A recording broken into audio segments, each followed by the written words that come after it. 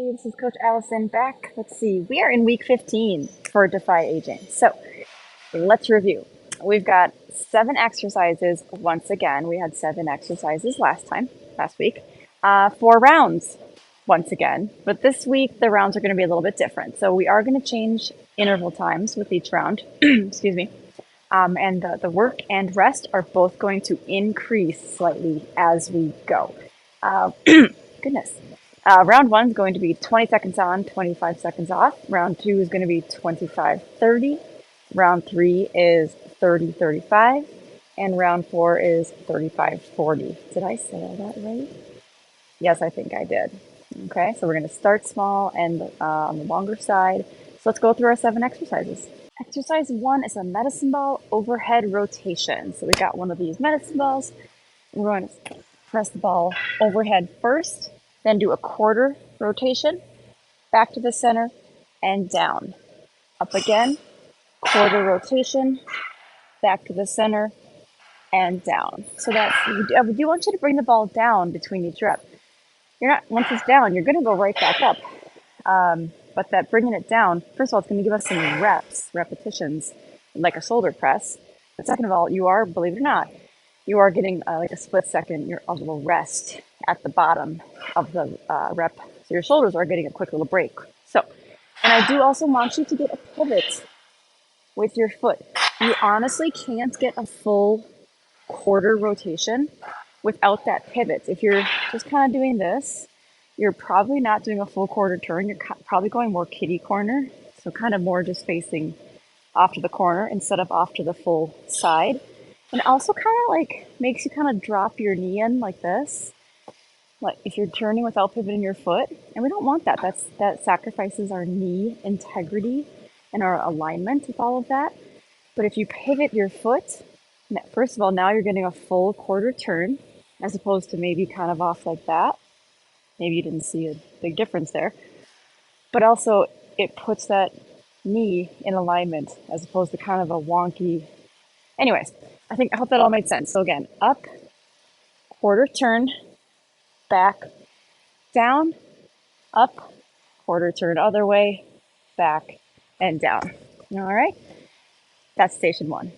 Station 2 is a marching hip bridge. All right, we're lying flat. Gonna bend those knees, but lift those hips up. Okay, so we're butts off the floor. Should be space here. And keep those hips elevated and alternating, marching the knees in towards the chest. So those hips might start to sort of sink down. Take a little mental check every once in a while. Make sure they are up, elevated. Keep your feet flat on the floor. Of course, not when it's lifted off the floor, but what I mean by that though is we're not like pressing with the toes like this. So feet are flat on the floor. Okay. And for any of our participants not doing our floor exercises, we're going to change this to, my suggestion is the Romanian deadlift. So a standard deadlift. Your coach might have a different alternative if they think of something that might be just a different alternative. So your coach might have you do something different for this, and that's totally fine. There's lots of alternatives. We really just want to make sure we're targeting the same posterior muscle. So the glutes and the hamstrings, maybe even a little bit of low back. So my suggestion is a deadlift. If your coach has you do something different, that's just fine, but you can do a dumbbell or a kettlebell for this. Most of you know deadlifts pretty well. Very soft bend in the knees, super flat back, and we're not just leaning forward and down, but actually hinging at the hip, sticking the hips back. The kettlebell should really go straight up and down, shouldn't be falling forward at all. And watch how my hips actually stick back, and that is our deadlift. So that's going to be a good alternative to target. Looks very different, of course, but it targets the exact same muscles back there. Yeah, that's our marching hip bridge or standing option for the deadlift. Next station is an alternating seesaw. Oh no, not alternating. Seesaw, it's already alternating. So it's a seesaw banded chest press.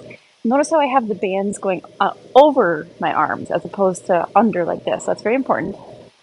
Make sure they're drifting over the arms. So if that helps to have the band tied up somewhere kind of higher as opposed to lower. So the higher the anchor point might be better.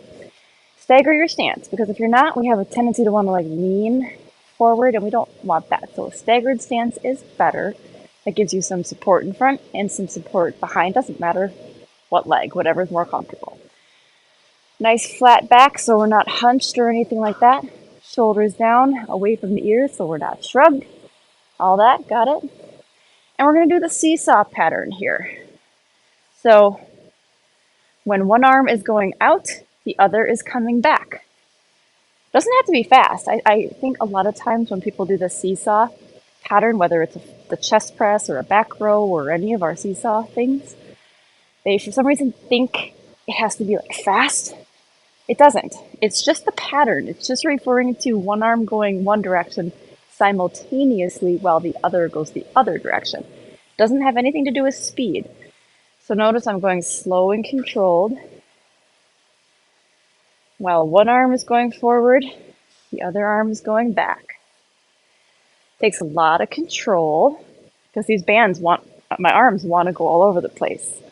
So the bands, that's why the bands are a nice tool, because they force you to have to stabilize those arms instead of allowing them to be all wobbly. So yeah, there you go. Your coach might and or probably will have a couple different band options hooked up. But you can also change the resistance of it a little bit just by stepping farther out to make it a little bit harder, or stepping farther back closer to the rack to make it a little bit easier. So you can adjust the resistance a little bit that way. So that, remember, when one arm goes out, other arm comes back. Elbows kind of stay flared out, so it's not down here. If the band is digging too much into your arm here, that probably means your elbow is too low, so the band is cutting in. So if it's really uncomfortable here, just lift your elbow up, and then it should lift that band off, take that pressure off from digging into your arm a little bit. So keep that in mind. All right, give it a try. All right, we are back to a TRX, and we're doing a wide row this week. So all sorts of rows. We do neutral grip like this. We do underhand. This week's going to be overhand, aka wide row. You can call it both things. It just refers to the position of your hands and arms, and also the way or the style of which we are, that was all weird, pulling our body up, like with the position your arms are going to be in. So, and there's not a better or worse variety. It's just variety is good because it hits the back muscles differently. And we want to hit the back in all different ways to strengthen all of those little, well, they're big muscles, but all those muscles in little different places to ensure that we're getting the back nice and strong all over the place. So that being said, the wide row kind of helps us strengthen those wider lat muscles kind of way out here more, as opposed to more in the center of our back. If anyone cared about all that. I like to educate too, because I like all this stuff. Exercise is neat. So palms are facing the floor, so your fingernails are facing the floor. Arms start straight out in front of you. The farther up you step like this, makes it a little bit lighter. The farther down you step like this, makes it harder. You're just fighting gravity a little more, that's all. Elbows flare out as you pull your body up. Now what's important here is that when you're coming up to the top, your hand, wrist, elbow, and shoulder are all at the same kind of level, the same height. I don't know the best place to put this darn camera where I can relay that and you can see that. I guess maybe this works. Because it's important. It's alignment, right? So see how my wrist, elbow, and shoulder are all at the same level, as opposed to up here. Now my hand is higher. My elbow's down here. My shoulders they're not at the same level. Or this, my elbow's up here, my hand's down here. So we want to fix all that. When we pull, I'll just do a couple single arm ones so I can point with this hand. Right now I have alignment. When I pull up, everything, you can rest a sheet of paper here and the sheet of paper would be flush. Now, my hand's higher, my elbow's here, my hand's way up here. Or down here, my elbow's higher and my hand's down here, so that sheet of paper wouldn't lie flat. Hope that makes sense, because that is important with this row, to have that level. All right, so this is our wide row. You want slow, controlled movements, so we don't want to pull up like this and use a jerking motion. There should never be that slack in the TRX like this. When you come up here, stop before there becomes slack in the TRX, so stop before that happens. We don't let the hips sink back like that, so don't do this. Your body is, pretend you're in a full body cast, if that helps. So your hips can never bend and thrust and do anything weird like this. So your body stays nice and sturdy and firm. And we're keeping that wide arm position as we pull up. Okay? All that stuff keep in mind when we're doing our wide row. Cardio time. I'm going to get a good leg burn with this too. Touchdown hop squats. Not hopscotch, hop squats. It's a mouthful, it's a tongue twister. Say that 3 times fast. There was a little dent in the floor there. Break my ankle. So I think most of you know jump squats, standard jump squats, where we go down into just a normal squat. It's going to be deeper, so a lower range of motion, okay? So we're going to focus on your fingertips, reaching for the floor. And that's the goal. It's going to be a pretty full range of motion squat. So normals, I'm going to trip on this. The full way to do this, it's pretty advanced. So I'm just going to throw that out there and warn you first. Is getting a squat, reaching down, see if you can tap those fingertips to the floor. And then coming up with that little hop, seeing if you can get a little bit of air between your feet and the ground. Just a little. We don't need you jumping through the ceiling. What's important though, is I'm going to turn to the side, is that we're getting a squat and not just leaning forward like this. Because we don't want to do this. This is not the best. I mean, your head is going below the heart, then up. So that could cause some dizziness, and we don't want that issue with the blood pressure, like when your head goes below your heart like that, and up and down. We don't want that. So we're not looking for bending down and then jumping up. So we do want it to be a squat. See my hips and my knees bending, keeping my chest up. That's a deep squat, as opposed to this. So please keep that in mind. So the full way to do that is a squat, reaching the fingertips for the floor. If you can't quite get to the floor with the fingertips, that's okay. Try. But if you're getting down there and you're getting close, that's wonderful. That's great. Okay?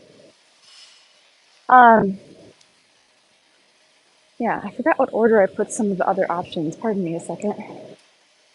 These videos aren't long enough, right? Yeah.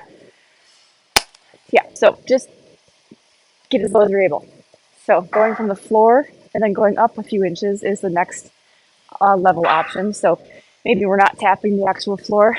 Maybe we're staying a couple inches up. Wonderful. If we aren't doing impact for any reason, totally fine. I'd like you, though, to still get some speed here, because this is our main cardio for the workout right here. So I'd like you to do fast squats. So see how I'm going really fast, but I'm not jumping, right? And maybe you have perfectly fine mobility in your knees, so you can get that range of motion, that depth, but you're unable to do the jumps, totally fine. So if you're able to do that combination, maybe you can still get the touchdown part just without the jumps, right? That's a deep squat with some speed. All we're doing is taking out the jumps. So you might be able to mix and match some of those different options, okay? But I'm going to reiterate for like the 15th time, I think, that we're just not doing this. We're not bending down, reaching for the floor, and coming up and doing that much head down, up, below the heart. When you do a true squat, your head is not getting below the heart. It's very different than this. So it's very important for safety.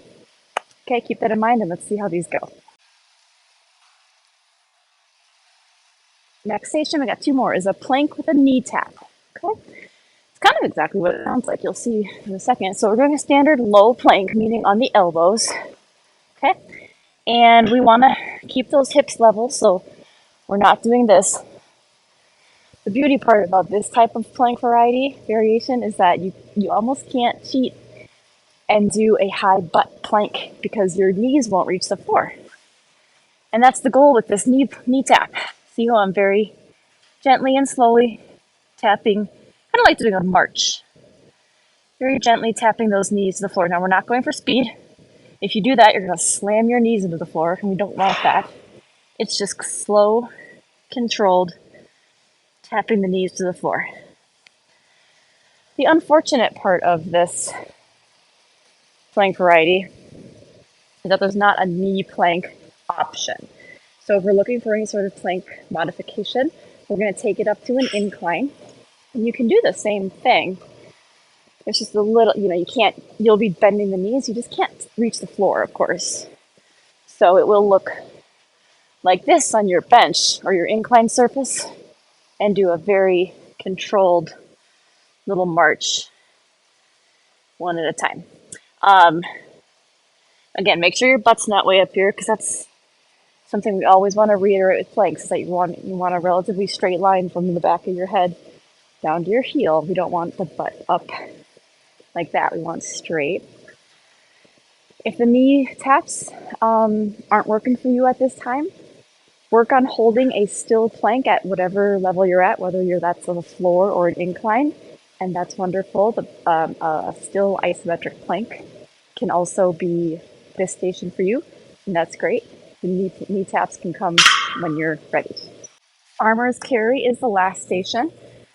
I suggest having the weights on something like this height, so maybe your coach can have them set up this way, because this is easier to kind of get them started as opposed to on the floor, especially if we're challenging you to go heavy on these. So you got your kettlebell in each hand. I have different weights because that was just what my available weights at the moment, but use the same weights. I don't know if you could tell that they are different size. Shoulders are back and down. So if you're kind of picking them up naturally, you might have this little slouch, but just take a quick check of yourself before you start and watch my form here. I'm just going to kind of take my shoulders up, back and down, and then that put me in the right posture. Okay, chest out and forward, so chest is not slumped. And then we do a controlled carry. Okay, it doesn't have to be like slow motion. It has to be slow enough that you are in control. That's going to be a different speed for everyone. If you try to go like overly slow, it actually it circles back around and makes you recomplicate it because you're trying to go super slow. So whatever kind of feels like natural, but with control, you don't have to go backwards. I'm just getting back to where I started. So like for me, like going slow enough to control it would be kind of like this. We want eyes gazing forward, but it can be forward and down at the floor. It doesn't have to be like straight forward because it's nice to watch the floor in case there's a divot or something. But we don't want to be looking down at our feet. So try to avoid looking straight down.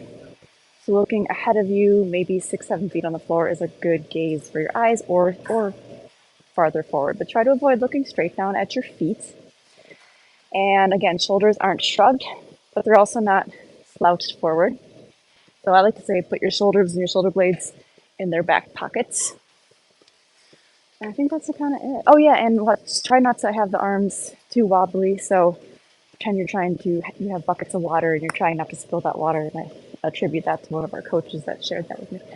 So that's our farmer's carry. Challenge yourself with the weights, and let's see how heavy we can go on this one.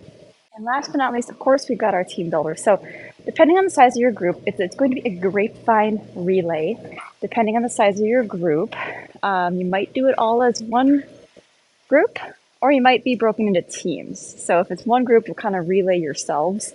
You'll run through it twice and maybe try to beat the time you had round one. If you're in two groups, you'll try to beat each other, of course. But grapevine is an agility and foot drill. It can be a little cardio as well. Maybe your coach will give you one round of practice. Probably a good idea.